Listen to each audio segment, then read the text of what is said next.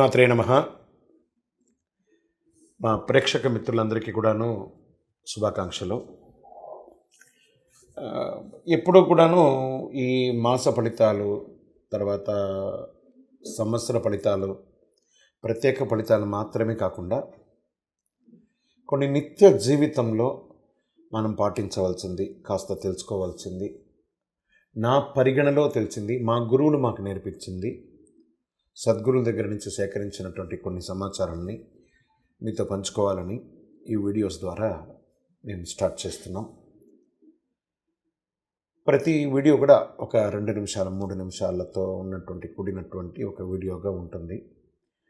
ఇది నిజంగా మీ నిత్య జీవితంలో ఇది చాలా అద్భుతాన్ని కల్పిస్తుంది. మీకు నేర్చుకోవడానికి తెలుసుకోవచ్చు, చాలా విషయ జ్ఞానం కూడా పొందే అవకాశాలు చాలా ఉన్నాయి.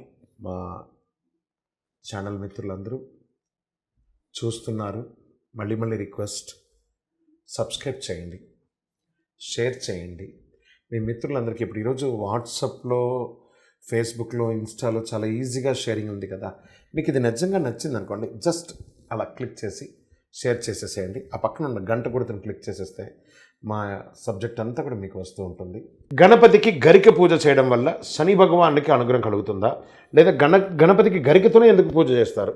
ఈ చాలామంది గరిక మాల వేస్తారు, గరికతో పూజ చేస్తారంటే, గణపతికి ప్రతిరోజు గరిక పూజ చేసుకుంటూ వస్తే ఎలా ఉంటారంటే శనీశ్వరుడు కలిగే ఈతి బాధలన్నీ తొలగిపోతాయట. గణపతిని శనివారం నాడు గరికతో పూజిస్తే ఏళ్ళనాడు శని, అష్టమ శని, కంఠ శని ఇవన్నీ కూడా తొలగిపోతాయి. అర్ధాష్టమ శని, అష్టమ శని ఇవన్నీ కూడా తొలగిపోతాయి. గరిక వ్రతంతో శ్రీ మహాగణపతికి పూజ చేసి తర్వాత బెల్లం నైవేద్యం పెట్టి పూజిస్తే కోరుకున్న కోరికలు తీరుతాయి, అన్ని పనులు త్వరగా నెరవేరుతాయని చెప్పబడుతుంది. దుర్గాదేవికి గరికతో పూజ చేస్తే రహస్యాలు ప్రార్థన తెలుస్తుంది. గరికను దారంతో కట్టి గణపతికి వేస్తే మీ మనోగతం అన్నీ ఆ 21 ధృవాలు ఉంటాయి కదా, 21 ధృవాలు నిలబెట్టి తామ్ర దారం ఉంటుంది, దాంతో కానీ చేస్తే ఇంకా అద్భుతమైనటువంటి కోరికలు నెరవేరుతాయని చెప్తుంటారు. భయరోగాది కష్టాలన్నీ కూడా తొలగిపోవాలంటే గణపతిని ఉద్దేశించి ఉపవాసం ఉండి స్వామివారికి పూజ చేసి ఉండ్రాలు పెట్టి గరికతో అర్చన చేయండి. చాలా అద్భుతమైనటువంటి ఫలితాలను పొందుతారు. కృష్ణ చతుర్దశి నాడు ధూర్వాలు, బిల్వాలతో, పువ్వులతో గణపతిని అర్చించి 21 ఉండ్రాలు పెట్టి నివేదన చేస్తే గ్రహదోషాలన్నీ తొలగి ఇల్లు లేని వారికి కూడా ఇల్లు దొరుకుతుంది అని చెప్పడం జరుగుతుంది.